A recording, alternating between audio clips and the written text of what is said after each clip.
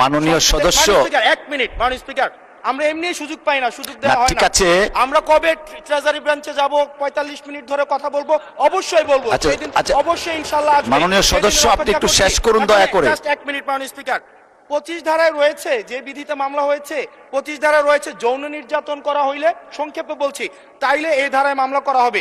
কিন্তু মাননীয় স্পিকারের মাননীয় হুইপ মহোদয়ের যেই মিমটি শেয়ার করা হয়েছে, সেখানে কোথায় যৌন নির্যাতন করা হয়েছে?